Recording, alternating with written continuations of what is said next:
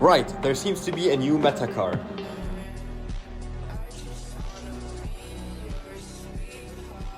Now that I got a copyright infringement, the Lamborghini Huracan seems to be the meta car for some reason. So once I hop on the qualifying trials, everyone is simply using the Lamborghini Huracan, and it was used in Daily Race B by pretty much everyone, even Super GT. Blue Moon Bay Speedway is a track that appears once every blue moon. Now that I got introduced to British humor, I just decided to buy a Lamborghini and put on a livery that pretty much makes me public enemy number one. So going into the first race, it's not really my kind of car. As the clock starts ticking, the cars line up, it's light out and away we go. On Circuit Catalunya, this race pretty much ended as soon as it started. So after I rage quit, I did another race. And that's exactly where my issue with the Lamborghini started. So, lights out once again. The Lamborghini isn't like any car in terms of handling, it's unique. It's sharp and nimble in the low speed corners, but it has an issue where the rear end is quite toxic and is very slippery. It's basically the personality of this car, and it's not really peak on high speed circuits. So as we break into turn 1, I look onto the inside, but I decided not to go for the move and just, went patient a little bit as I get a bit of wheel spin.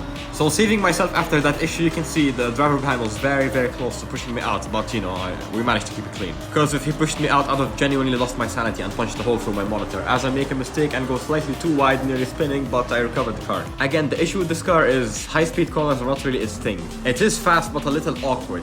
I find it much harder to throw the car around compared to the Porsche or similar cars, and you have to change your driving style in a way that highlights the car's, pros and cons. Again, this car is very twisty on the brakes, but once you step on the accelerator, it has an issue with the rear end being quite toxic, so you have to induce a sort of understeer that you can control where you don't veer off the track.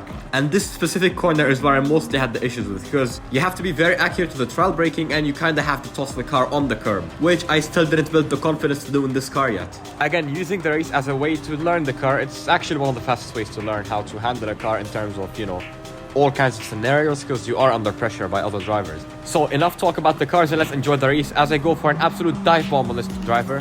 Not my proudest of moves, but we go through. So clearly seeking revenge, he's chasing me down with the other driver and really wants to overtake me, but I'm making my car very stable where it's hard for the Lambo to overtake me, which in turn makes it harder for both of them to overtake me, because they just back up into each other. And now that they're busy with each other, it basically gives me an invitation to piss off and get away with them. So it's pretty much the point where I break free from those two drivers. And I'm on to my next target, which I believe is another Lamborghini right in front of us. Being driven by a Frenchman, it wasn't long until he got a penalty and he had to serve it, so I basically took advantage of him serving the penalty and I got really, really close to him. And I basically got very confident on the brakes and launched the move down the inside.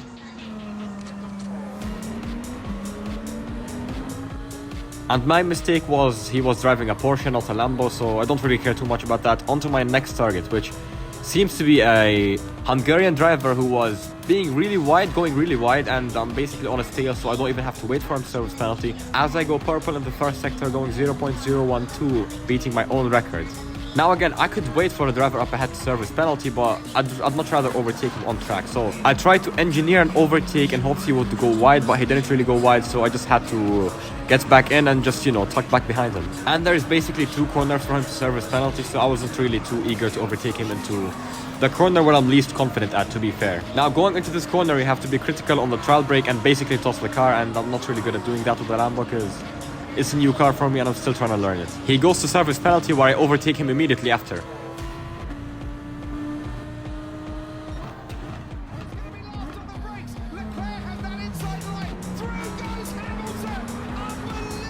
That was quite a nice overtake where I pretty much had to do zero work and they took each other out. I also used it as an opportunity to slip in some crafty commentary because it was fitting. Now that I basically overtook two drivers into one corner, here's my next target, which happens to be a Spanish driver again in a Lamborghini with the Red Bull livery. Is that Carlos Sainz? Maybe. As he makes a tiny mistake highlighting the toxic rear end of the Lamborghini, I try to go for a dive on the inside and it does work out in my favor, and I basically push as wide as possible where he has one option is to back out of it. Into P4. Now I'm basically on the final lap, so my hopes of catching the drivers the drivers up front are not really too much, as I basically forgot how to speak English. But yeah, my hopes of catching drivers up ahead are not really too much, but I'm still quite hopeful as it seems like they're fighting. So I'm just gonna be as accurate as possible, pedal to the metal and hope, they take each other out. So going on the downhill leading to the hairpin, you basically want to brake midway between the 50 and 100 boards, and you have to turn in the car sharply and shift into second gear to get the better exit without, the wheel spin. As one driver clearly has rage quit the race on the final lap.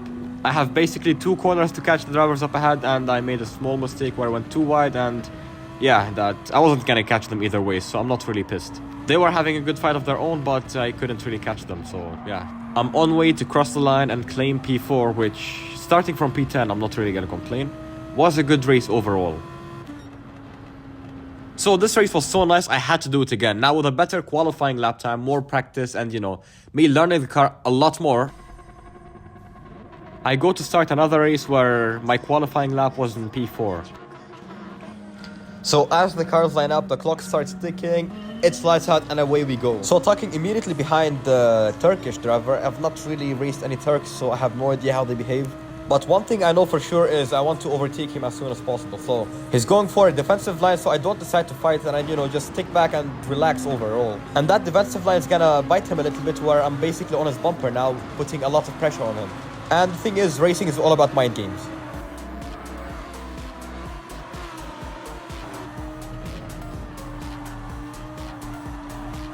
As I'm basically going side by side with him now, putting a lot of pressure on him, I have the inside for next corner, but he does have the better acceleration. So he goes for a heavy defensive line, and I again decide to go for the more optimum line, which basically puts me on his bumper for the next corner.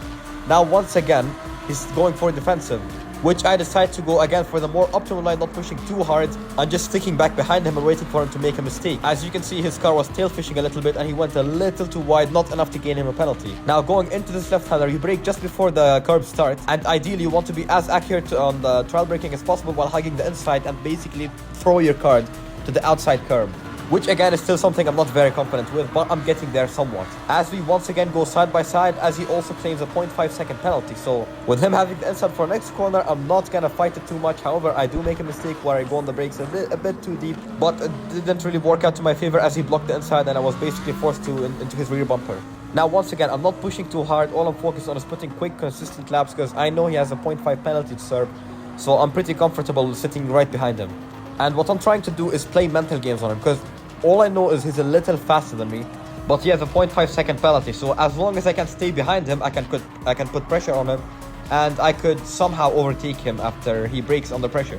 Which becomes harder and harder as you get into better and better lobbies. If you're in a bad lobby, it's very easy to overwhelm a rookie, but if you get into a better lobby with better racers, better everything, it becomes quite challenging to put pressure on someone. So going into the final corner before he serves his penalty, you can see him having a bit of wheel spin, you know, going a little bit into a drift mode. He serves his penalty where he's 0.6 or 0.5 seconds ahead of me, and he basically hugs the inside, so I just tried to hang it around the outside, but you can see he just sends it deeper on the brakes and I couldn't really do much about it.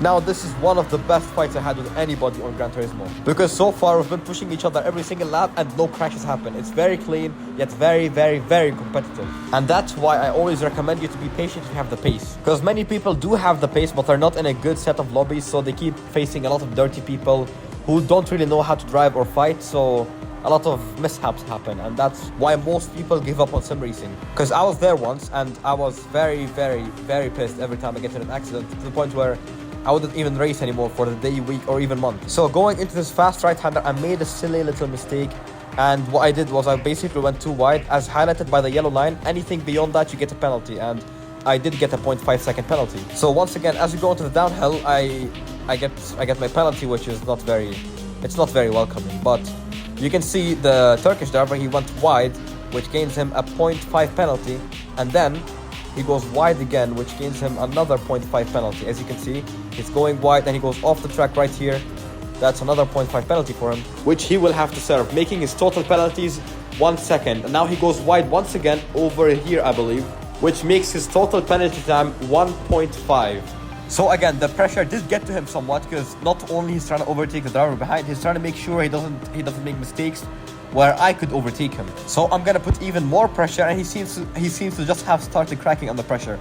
Immediately braking on that black thing over there. You need to be ultra aggressive with the downshifts to get the maximum engine braking, and you can see I'm basically on his bumper in one corner. So it's a cat and mouse until the penalty line, and I will try to overtake him before the penalty line, because I do overtake him either ways, but it's all about satisfaction. As we go side by side into this long, twisty right-hander, I make the overtake, and I'm basically into third now. So again, my goal is to build a buffer gap where he's not able to put a lot of pressure on me, but again, it seems that the pressure has gotten to him and he's making a bunch of mistakes here and there. So as we enter the closing stages of this race on the final lap, you can see me enjoying the podium place and basically pushing as far as possible from the car behind, so that if I could afford a mistake. And what's also happening, if you look at the leaderboards, you can see there is a Slovak driver right behind the Turkish driver, which is also putting pressure and will overtake him going into the penalty zone. So we overtake the final corner before the penalty zone, where we both have several penalty. I make a mistake again, as highlighted by the yellow line. I went over it and I gained myself another 0.5 penalty right after the penalty line. And what happens now is I have to be 1 second ahead of the driver behind me, or else I'm gonna finish behind. Because the game doesn't calculate in half. They always calculate in the highest number. So a 0.5 penalty is 1 second, and 1.5 penalty is a 2-second penalty on the final stage of the race, or once you cross the line. So in very desperate attempts to build that gap to the driver behind of 1 second, I'm basically pushing flat out everywhere I know, using every single bit of my racing knowledge, praying I get to finish third. As I cross the line, it wasn't sufficient. The penalty has got me. And the separation is only a tenth of a second.